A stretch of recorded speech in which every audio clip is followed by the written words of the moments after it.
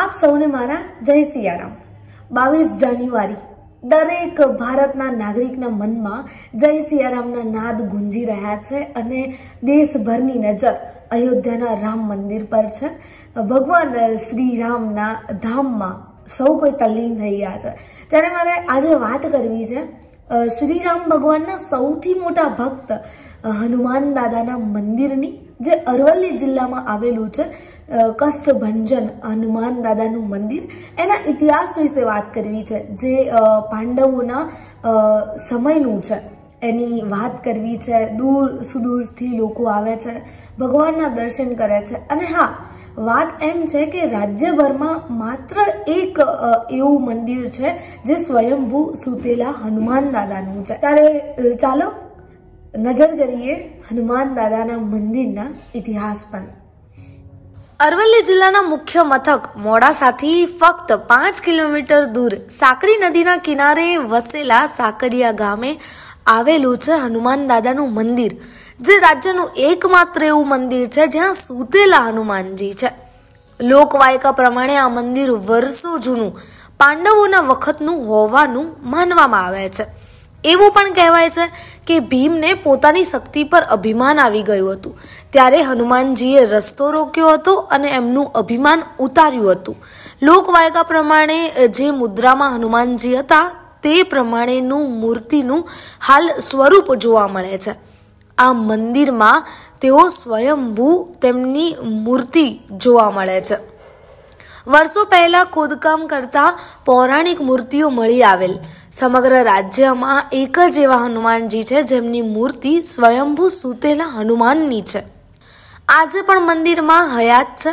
હનુમાન જયંતિ નિમિત્તે મંદિરને શણગારવામાં આવે છે। આ મંદિર ભીડભંજન હનુમાનના નામે પ્રચલિત છે કે આ મંદિર અતિ પૌરાણિક છે।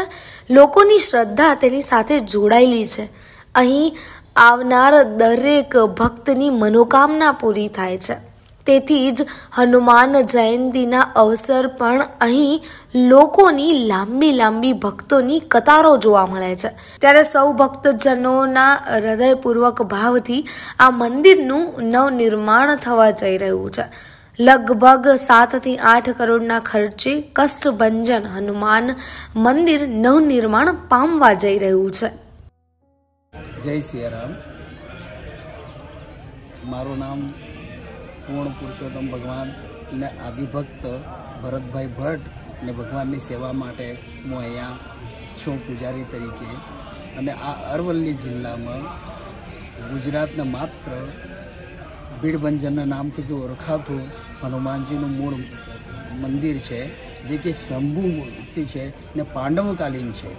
જ્યારે ભીમને અભિમાન આવ્યો ત્યારે ભગવાને કૃષ્ણને આધીન રહી અને અહીંયા દર્શન ભીમના આપ્યા ને ભીમનો અભિમાન તોડ્યો છે। એ પ્રગટ થયેલા હનુમાનજી જે આ વિરાજમાન છે ને હરિભક્તોના દુઃખને દૂર કરે છે।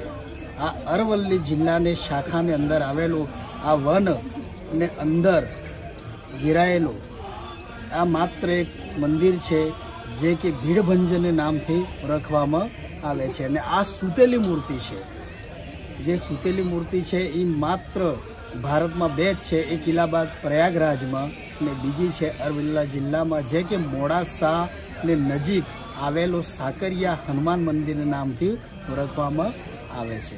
જય જય રામ શ્રી રામ, જય રામ જય રામ શ્રી રામ, જય રામ જય જય રામ શ્રી રામ, જય રામ જય જય રામ।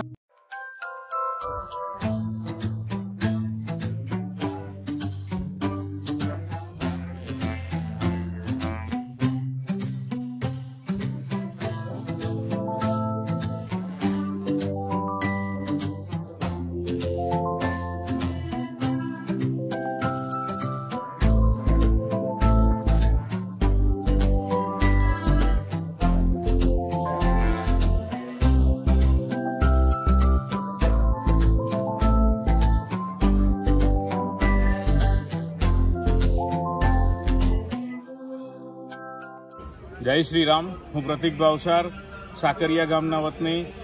અરવલ્લી જિલ્લામાં આવેલું આ સાકરિયા ગામ અમારું ઐતિહાસિક રામાયણ પુરાતત્વકાલીન આ મંદિર અમારા સાકરિયા ગામમાં આવેલું છે. આપણા ગુજરાતમાં તો નહીં પરંતુ આખા ભારતમાં એક સુતેલા હનુમાન સ્વયંભૂ હનુમાનજીનું મંદિર અહીં અરવલ્લી જિલ્લાના મોડાસા તાલુકાના મોડાસાથી આશરે 5 કિલોમીટર અંતરે અહીં સ્વયંભૂ હનુમાનજી આવેલા છે. અહીં દર શનિવારેથી મળીને આખા વીકમાં હજારો ભક્તો અહીં દર્શનનો લાભ લે છે. એમની મનોકામના અહીં પૂર્ણ થાય છે. ખૂબ જ શ્રદ્ધાપૂર્વક અહીં શ્રદ્ધાળુઓ ચાલતા તેમજ અહીં ખૂબ દૂર દૂરથી અહીં દર્શને આવે છે. હવે અમારું અહોભાગ્ય હવે આ મંદિર નવનિર્માણ થવા જઈ રહ્યું છે. આશરે 7 થી 8 કરોડના ખર્ચે આ મંદિરનું નવનિર્માણ થવા જઈ રહ્યું છે. તો જે અયોધ્યામાં જે પથ્થર વપરાયેલા છે એ જ પથ્થરથી આ મંદિરનું નવનિર્માણ થવા જઈ રહેલું છે.